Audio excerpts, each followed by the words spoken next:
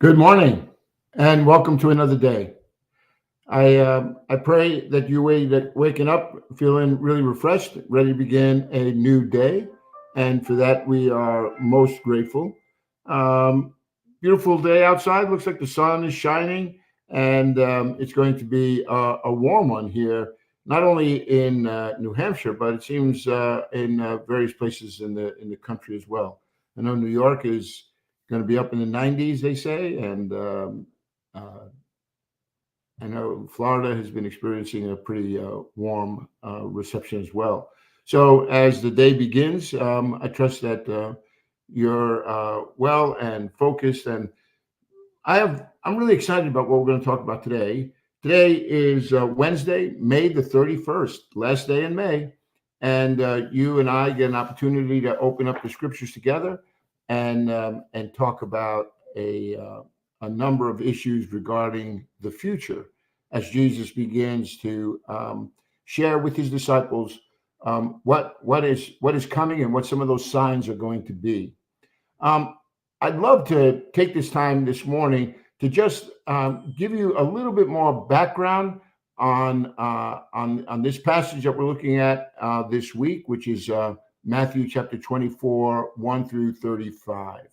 It's a great passage that Jesus now has is going to be having a private discussion with his disciples about what the future is holding, and it has a lot of implications for us as we live out our Christian faith.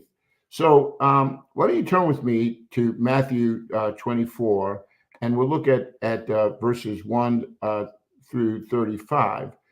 But as we do, what I'd first like for us is is to is to just get in our heads what is taking place here. Yesterday, I left everyone with this picture of Jesus leaving out of the east gate of the temple area, and from that vantage point, they would leave, and then they would go down into the Kidron Valley, which was alongside of the temple. I'll see if I can find a picture with this layout, and I'll present it maybe tomorrow, just so that visually you can see this. But they leave the east gate, they go down into this Kidron Valley, and then as they come up the other side of that valley into this mount area, it's also then the Mount of Olives. So Jesus is sitting on the Mount of Olives, and his disciples come to him privately. This is Matthew chapter 24, verse 3.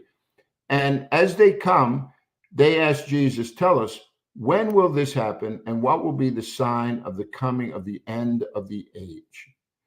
Now, what precipitated all of this, right, is Jesus has been from, let's say, chapter 21, where the Pharisees, the teachers of the law, come up and they really challenge Jesus in regards to his authority and who gave him this authority. I'm not going to go over this because we did this yesterday, but the upshot of that is that Jesus takes them on and reveals to them that he is this Messiah that is coming. They are rejecting him. And so it leaves Jesus in Matthew chapter 23 with this word that is directed to their hypocrisy and the blindness of their faith. And then when Jesus finishes, he turns to leave and walk away. But before he did, in verse 38 of Matthew 23, he says, look, your house, and it reference there is to the temple where Jesus has been doing all this ministry. He says, look, your house is left to you desolate. It's empty. There's nothing left. And he says, and I tell you, you will not see me again until you say, blessed is he who comes in the name of the Lord. And he quotes Psalm 118, which is this messianic psalm that they were singing when Jesus entered into Jerusalem on the day on Palm Sunday. right? That day we recognize as Palm Sunday. So that was the beginning of the week. And now all of these events have taken place between these two dates. And Jesus now, in a few moments, a few days, is going to be crucified, entombed, and then he will rise again from the dead on the third day. So this idea that Jesus saying to them, your house is left to you desolate, it has everything to do with the temple. That Jesus has come to his temple, right? And we've seen that already. Jesus, the place he had hoped to preserve as this house of prayer, right? That they have turned into a robber's den, right? He says it resembled that of the fruitless fig tree, which he had symbolically destroyed. Remember that parable in Matthew 21, when Jesus comes up to a tree that was filled with leaves, projecting that it was full of fruit, but it was all, it was all show, no fruit. And Jesus then is using that same analogy to speak of Jerusalem, and in particular the temple and its worship. He's saying, this is all for show. You have lost your substance. There is no fruit here. Now, when we see that Jesus now is sitting on the Mount of Olives and talking to them about what is to come, there is another incident that I think is being suggested in these passages, and I want to take you to a couple of these passages, and in particular, I want you to recognize that Jesus is sitting in this Mount Olives, and he is about now to share with them, what is about to transpire here in the days following his death. One of the things that I want to bring your attention to is that this is not the first time the temple is going to be, made desolate. You might remember, if you have some biblical history here, that the Jews were also taken into exile. Isaiah, Jeremiah, Zechariah, a number of these Old Testament prophets predicted the destruction of Jerusalem. They one of the most famous comes in Jeremiah chapter 29, where Jeremiah is telling the people that they are going to go off into exile for 70 years, and that they are to settle in and make it their home, because God will be with them in that city. They are to pray for its peace. They are to thrive while they are there, because they're going to be there for a number of decades. But then there's this verse that you may have on on a bookmark, or maybe taped to your refrigerator. It says in Jeremiah 29:11, I know the plans I have for you, not to harm you, but to prosper you, to give you a hope and a future. See, that promise of hope comes on the precipice of the temple being destroyed. So God gives them this word of hope in anticipation of what is yet to come. So God is speaking about this future hope, when what is going to befall them is going to be the result of a great deal of their unfaithfulness. So what I'd like for you to do with me here is, as we look at these passages, I wonder if you would turn with me to the book of 2 Kings.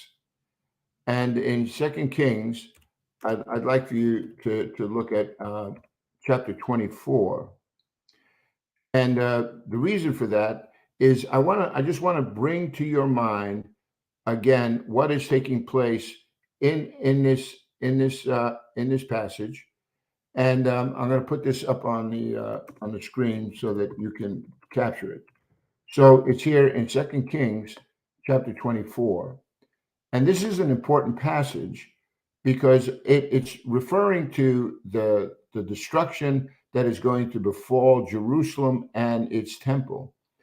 And the reason why I'm reading this to you is because it has come to a time when the southern kingdom of Israel is about to be destroyed, and the kings of the last of the kings in Judah are going to fall to Babylon. So there is this young king. His name is Jehoiachin.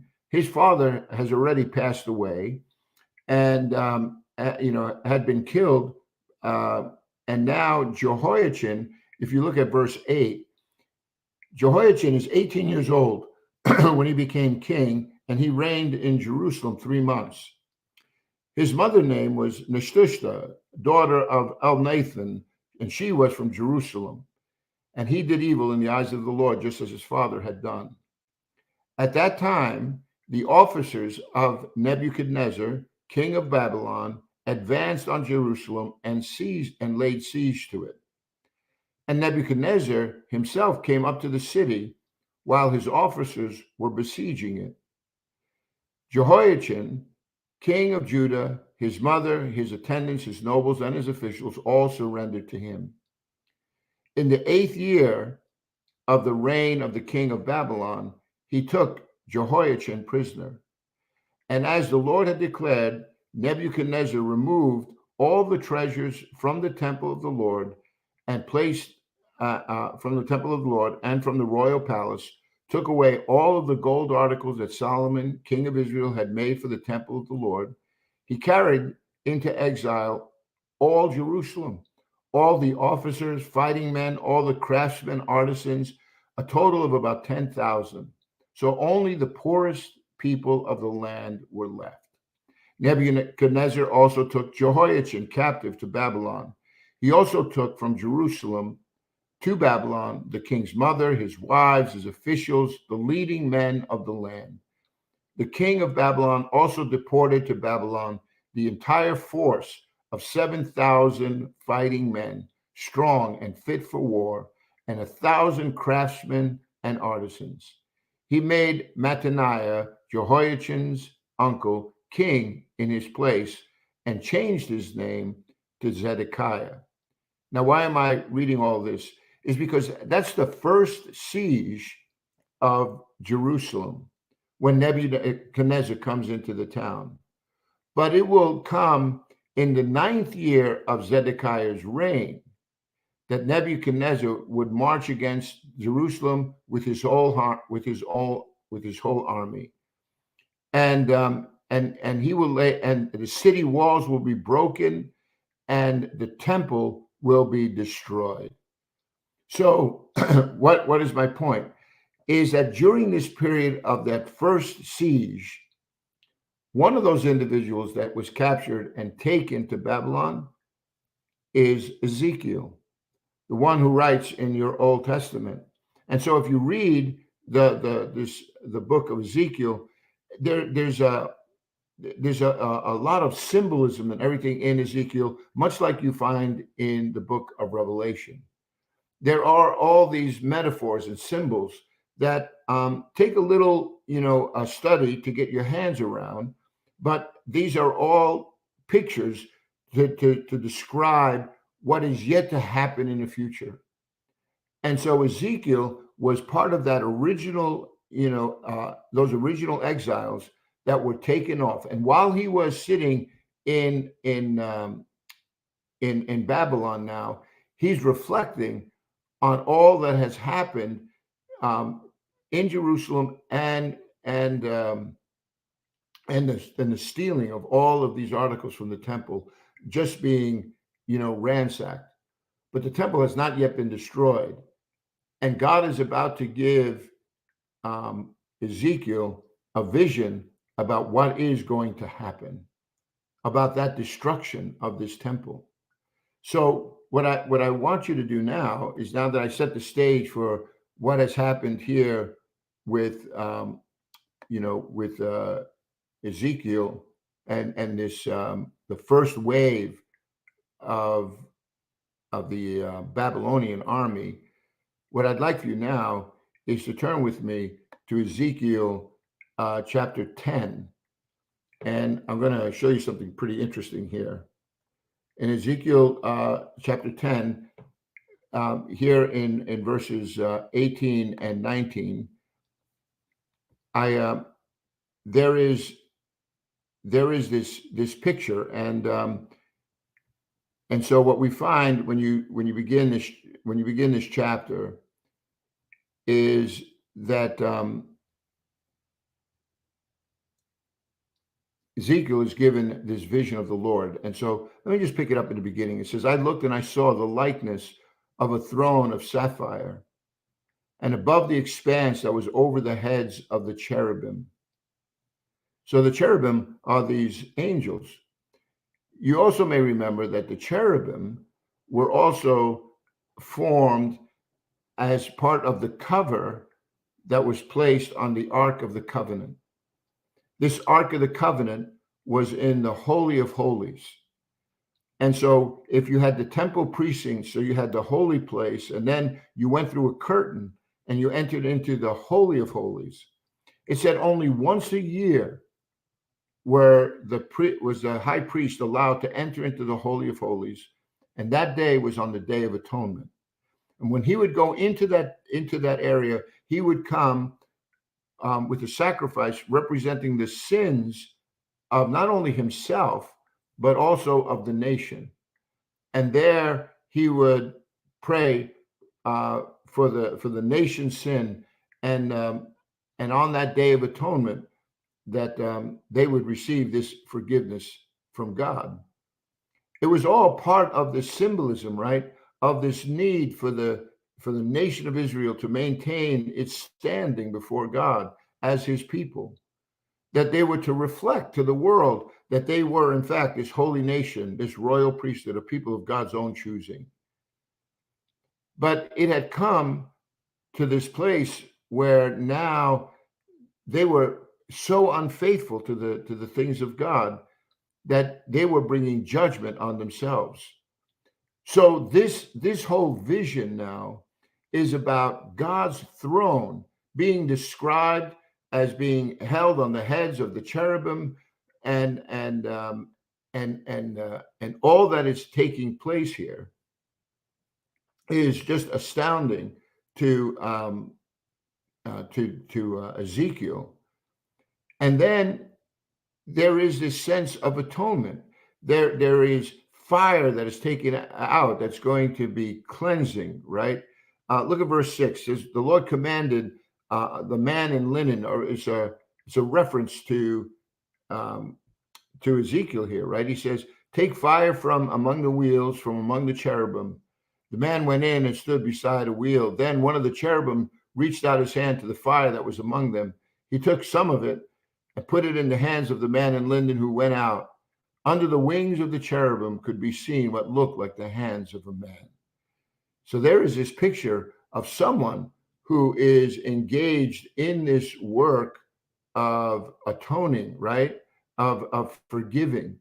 Again, I realize this is a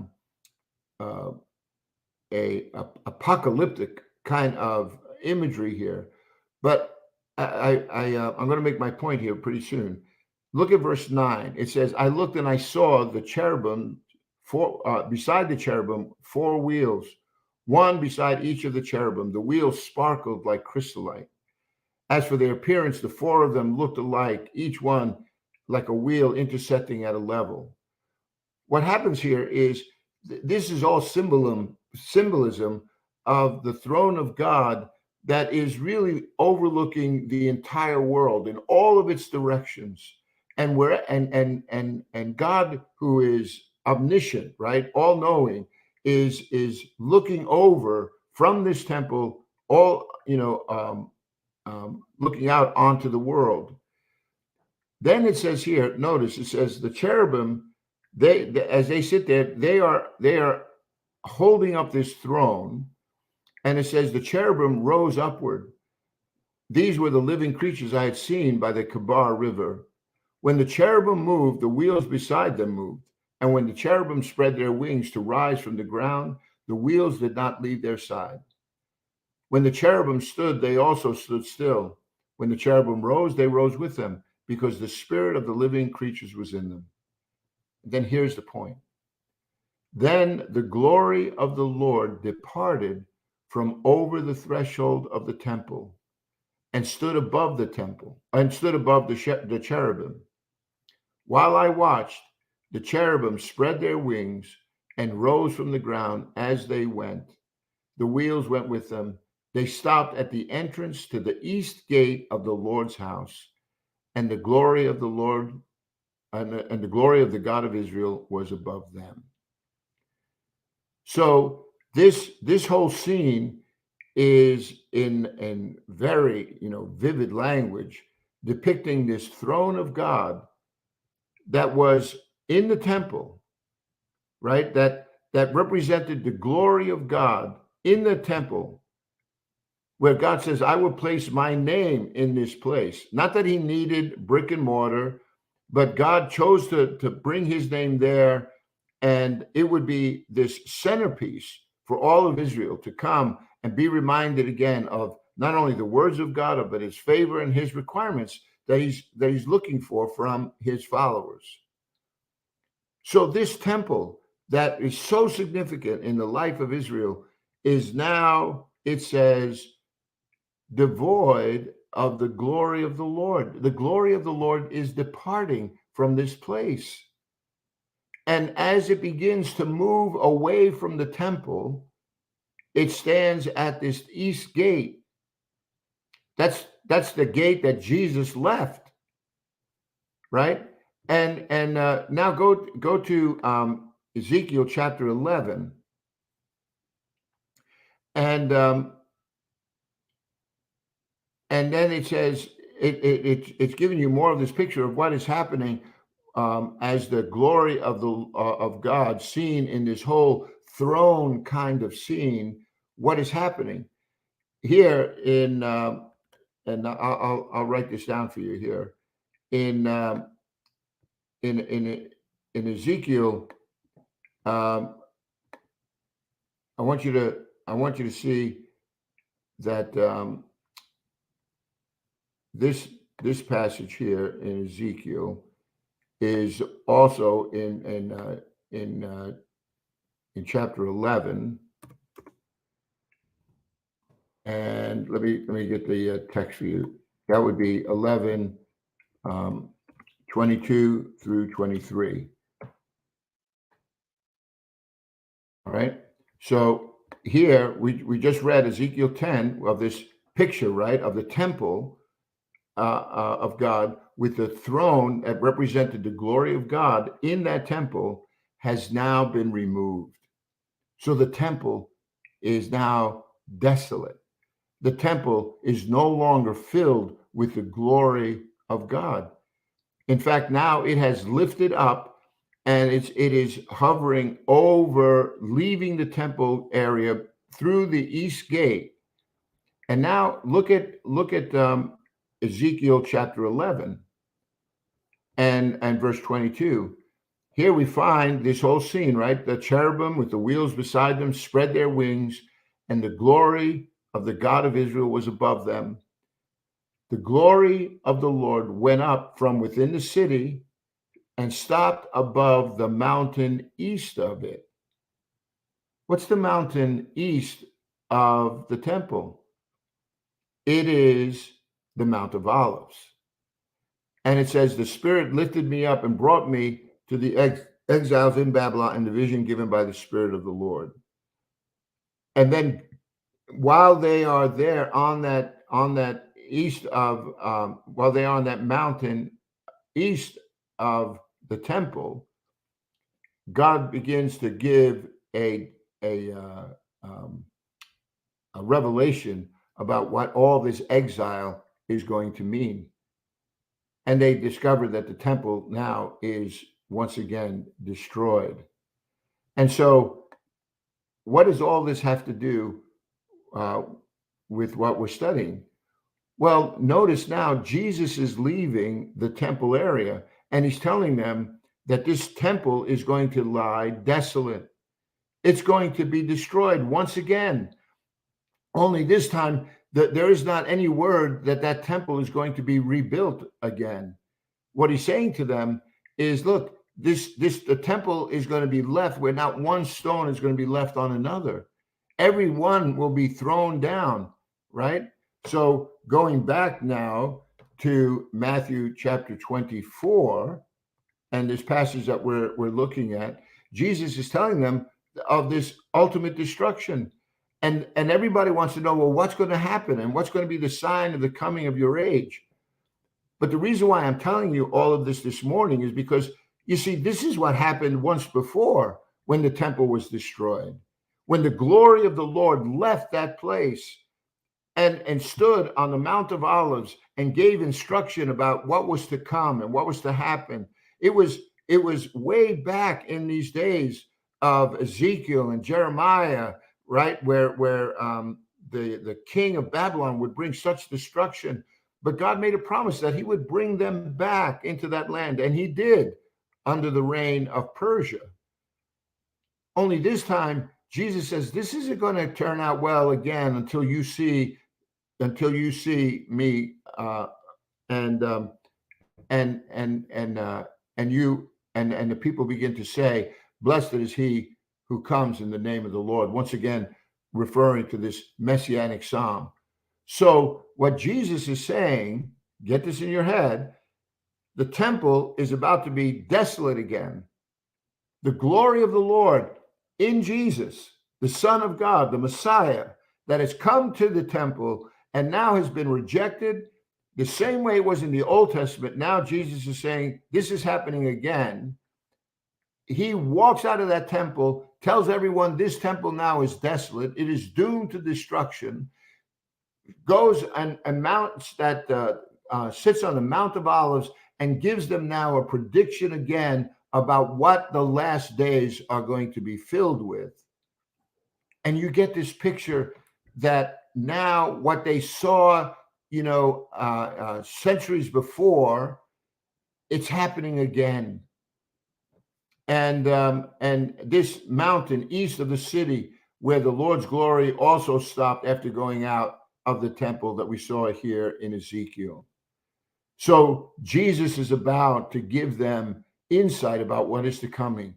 Once again, the glory of God has left the temple, and now the Son of God is about to tell us what the future is going to hold.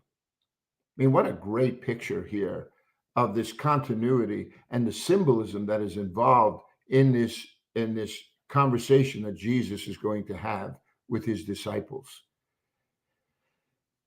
All of these things, you can go back and read them for yourselves. I gave you those texts. Here is the Son of God on the verge of the temple's demolition, saying that something new is about to take place. And Jesus is at the center of all of it. So we'll continue our study in Matthew 24, Lord willing, for the remainder of this week, bringing greater insight into these words that Jesus is going to share about this future. But I hope that you see that all of this symbolism is found in Jesus again, giving us insight into what is yet to come. God is in control. When things seem like they're falling apart, they're only falling into place. They are following after this revelation that Jesus is giving of what is yet to come, and it will come to pass. That should give us a great deal of comfort in knowing who holds the future. So seize the day. May you remember that God is good all the time, and Lord willing, we'll spend some more time again tomorrow and throughout this week. So thank you for joining me on Wednesday, May 31st. Looking forward to spending some more time with you during this week. God bless.